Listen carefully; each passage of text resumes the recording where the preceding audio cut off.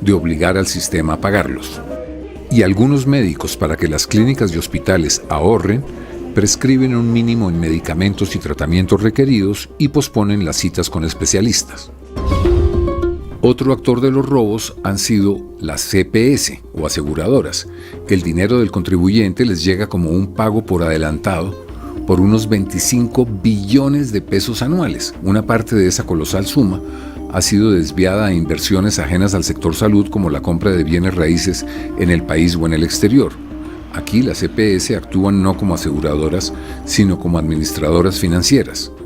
Dos de ellas han sido las protagonistas desde hace 4 años de los 2 mayores escándalos de corrupción en nuestro sistema de salud, Caprecom y Saludcorp. Caprecom, la única EPS estatal, entró a manejar en el 2006 las clínicas y hospitales del antiguo Seguro Social, y en el primer gobierno de Uribe le colgaron el manejo de todo el régimen subsidiado. Caprecom se convirtió en un verdadero fortín de los políticos. Según el portal Las Dos Orillas, para el 2013 el senador Roy Barreras obtuvo el nombramiento en Caprecom del Valle del secretario general, del subdirector administrativo, del jefe de contratos y licitaciones, del tesorero y otros 7 funcionarios más. Caprecom recibió en los últimos 5 años, del 2011 al 2015, 10 billones de pesos en UPC o unidad de pago de capitación, o sea, la prima de aseguramiento de cada afiliado al sistema, que es cubierta por el gobierno y los cotizantes. Caprecom tuvo una nueva capitalización que le hizo el gobierno en el 2012 por 200.000 millones de pesos. A pesar de ello, las deudas y las quejas de los usuarios aumentaron sin cesar. Al inicio del primer gobierno de Santos, el déficit de Caprecom era de 400.000 millones. Hoy tiene una deuda solo con los hospitales del país por más de 1.5 billones de pesos. La quiebra de Caprecom se debió a la mala gestión de gerentes designados como cuotas políticas. En el 2012 asumió como directora de Caprecom Luisa Fernanda Tovar, que venía de la campaña del presidente Santos y quien a través de la resolución 386 del 2013 se autorizó para encabezar los procesos de contratación de manera directa y sin límite de cuantía.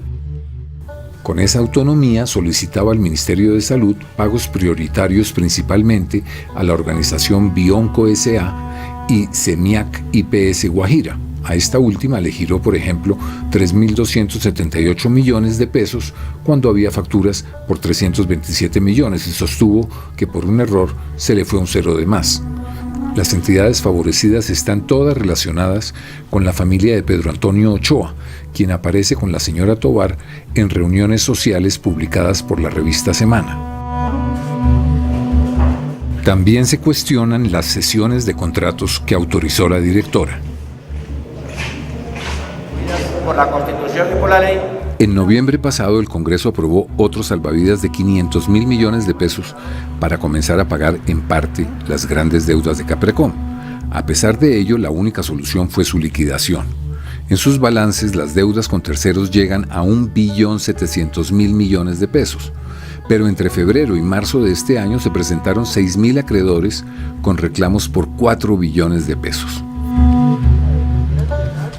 Y algo inverosímil, Caprecom no tuvo balances en los años 2012, 2013, 2014 y 2015, no con salvedades, sino con omisión total, ya que el revisor fiscal se negó a firmarlos porque los estados financieros no muestran la realidad de la empresa. A pesar de la ausencia de estados financieros, el gobierno mantuvo a la directora Luisa Fernanda Tovar en su cargo hasta su renuncia voluntaria el pasado mes de noviembre.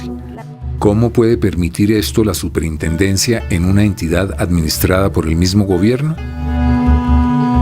Los graves problemas que tenía Caprecom se agravaron cuando por un auto de la Corte Constitucional de diciembre del 2015 se le entregó además el servicio de salud en las cárceles. Se le da a un enfermo terminal el cuidado de la salud de la población más vulnerable. Hace 5 meses, cuando Caprecom dejó de prestar el servicio, 19.890 tratamientos prioritarios en las cárceles quedaron en el aire. Y se desconoce el paradero de las historias clínicas de los reclusos. Entre noviembre y diciembre del 2015, los 3 millones de usuarios de Caprecom fueron trasladados 1 millón a la nueva EPS y los otros 2 millones a EPS regionales de carácter privado. Caprecon será liquidada este año sin que a ningún responsable del saqueo a las arcas del Estado le pase nada. Caprecon se quiso liquidar incluso cuando yo fui funcionario público hace 13 años. No se liquidó, no se tomó la decisión. ¿Por qué? ¿Por qué no se liquidó antes? Yo creo que se cometió un error con todos los problemas que se acumularon allí. Se dijo en su momento, más bien dedicémonos al tema del seguro social. En algún momento de la historia de Caprecon, que comenzó con la seguridad social en Colombia, hace 100 años, allí empezó la seguridad social en Colombia, en Caprecon, se le comenzó a llenar de cosas. Que había un problema con la atención en salud en la población privada de la libertad, entonces que lo haga Caprecon. Que hay un problema con la administración del hospital de Chocó, que lo haga Caprecon. Y Caprecon fue acumulando todo tipo de problemas y se volvió una EPS pública inmanejable. Pero la historia compleja, llena de corrupción, de malos manejos, que de alguna manera se convirtió en un paradigma de cómo no se deben hacer las cosas en lo público, terminó. Y terminó porque yo dije, eso no tiene arreglo, Caprecon tenía que liquidarse. Casi simultáneamente al saqueo de Caprecon estalló otro saqueo aún mayor, el de Saludcop, la EPS más grande del país que nació hace 21 años. Dirigida por Carlos Palacino, Saludcop llegó a ser el cuarto grupo económico más grande del país. Tuvo 137 empresas con 33.000 empleados y unas 56 clínicas. Una parte del dinero de la salud se gastó en terrenos, edificios, urbanizaciones, informática y en patrocinios de equipos deportivos. La superintendencia intervino a Saludcop en el 2011 cuando corroboró que sus excepcionales estados financieros eran un fraude. Pero en el fondo se intervino al parecer para tener acceso a su extraordinario flujo de caja de 250.000 millones de pesos mensuales. Según el diario El Espectador, entre los beneficiarios políticos están Eduardo Pulgar, senador del Atlántico, Lucy Contento, representante del Meta, Martín Morales, senador de Córdoba, Antonio Correa, presidente de la Comisión de Salud del Senado, y Andrés Cristo, senador de Norte de Santander, entre otros. La relación íntima con el Congreso del creador de Saludcop, Carlos Palacino, quedó al descubierto con un mail que le envió el representante Holger Díaz, que dice así: Buenas noches. Te envío el texto definitivo del proyecto aprobado en las comisiones séptimas. Te quiero molestar porque hace 2 meses no han vuelto a consignar. NIT. Muchas gracias, Holger. Hoy, 5 años después de la intervención de Saludcop y luego de haber recibido 16 billones de pesos, desde entonces, la administración del Estado y los favores políticos la dejan con un déficit cercano a los 4 billones de pesos. La Contraloría, por su parte, declaró responsable a Saludcop de desviar para otros fines 1.4 billones de pesos de recursos de la salud entre el 2002 y el 2010. Los abogados de Palacino, Enrique Vargas Lleras y Eduardo Montealegre, antes de ser fiscal, piden la revocatoria del fallo condenatorio de la Contraloría y asesoran a Saludcop en la estructuración del modelo de integración vertical que permite coger plata de la salud para otros fines. La Contraloría siguió investigando y Eduardo Montealegre fue nombrado fiscal. Desde el primer día, atacó a la Contraloría por estar investigando a Saludcop, que no hay que olvidar, le había girado en honorarios al entonces fiscal más de 6.000 millones de pesos antes de su posesión.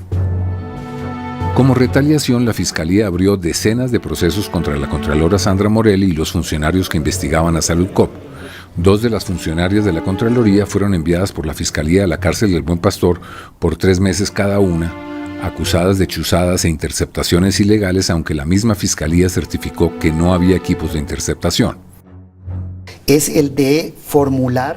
El fiscal se atrevió a decir que los recursos de la salud se volvían privados una vez entregados a la EPS, pero el Consejo de Estado dijo que el dinero no era de Saludcop, sino del sistema de salud.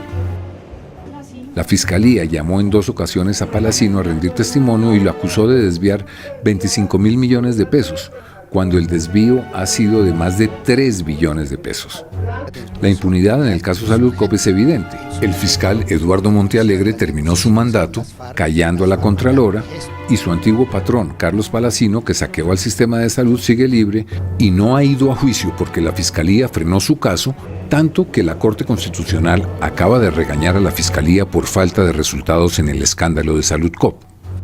Saludcop se intervino en el año 2011, en mayo del año 2011. Y me dicen que dentro de esta intervención ha habido problemas en el sentido de que han seguido saqueándola a pesar de estar intervenida. Si uno mira la fotografía inicial de Saludcop y compara los estados financieros, los resultados financieros, incluso la atención en salud, el número de quejas y reclamos, en los dos momentos se encuentra un deterioro. Pero la verdad, Mauricio, cuando se interviene en el año 2011, se interviene porque el Estado tenía en su momento, o el gobierno, la duda sobre esos estados financieros. Tuvimos que preparar tal vez la intervención o la liquidación, porque en el fondo fue una liquidación más compleja que se ha hecho en el Estado en mucho tiempo. Y tomamos la decisión en noviembre del año pasado de liquidar Saludcop. Yo quiero decirle a los televidentes, eso fue el fin de la era Palacino. ¿Fue el fin de todos los problemas? No, pero era un paso necesario para resolver los problemas. Después de hacer todos los análisis, encontramos que Café Salud era el vehículo que deberíamos utilizar, transferimos la totalidad de los afiliados a Café Salud y allí hemos tenido